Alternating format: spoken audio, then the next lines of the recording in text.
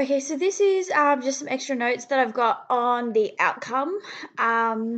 The outcome section, 500 words. It's not on how pretty your outcome was or how nice you made it, because nobody cares, because you're not marked on that. What we want instead is what you're marked on, and what you're marked on is how well did you answer your question. So the first point you should make is how effective was the answer to your question?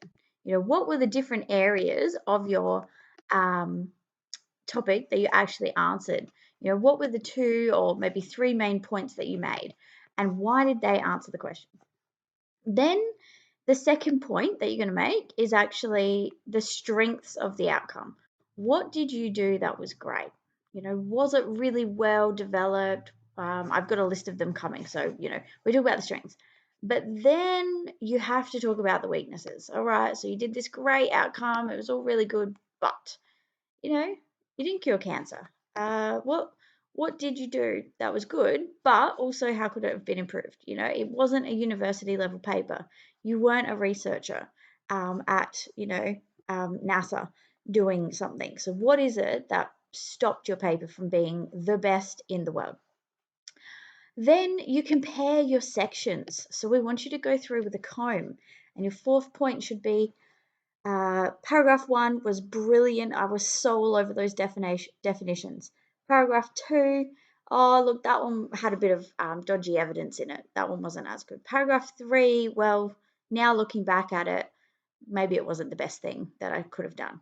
And then paragraph,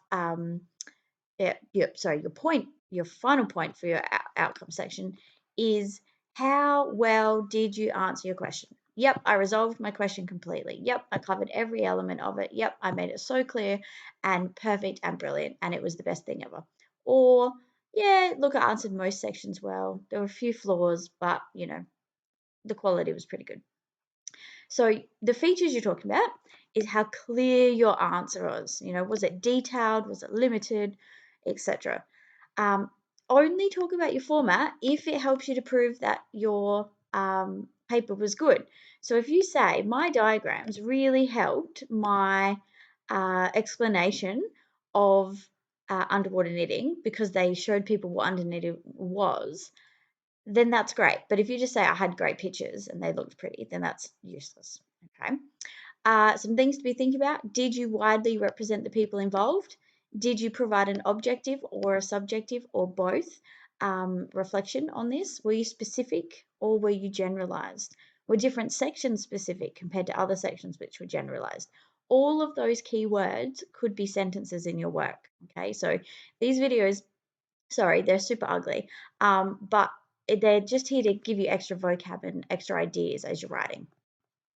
So this is what you're going to get back when you get your outcome feedback back. And pretty much, here's a whole bunch of things you can say you did well or you did crap at. You were great at providing relevant background information. You were able to rank different elements. You enhanced your communication using the visuals. You had a great concluding statement. Maybe you could show similarities to build an argument. I will give you one of these with bits that I think you did well and bits that maybe weren't as well completed, to give you a second opinion, but work off yourself against these as well.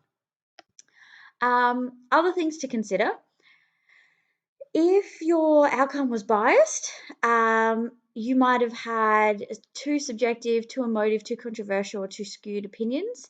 Maybe you manipulated your data in some way to fit your own bias, or maybe you brought in a perspective that wasn't necessarily fair.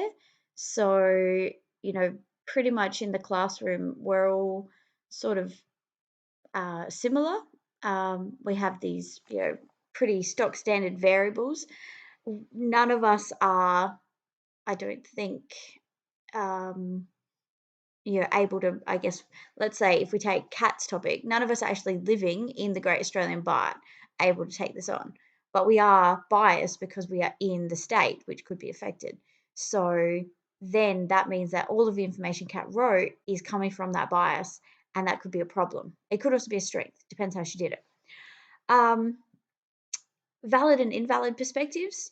Did you have the voices of the people who lived it?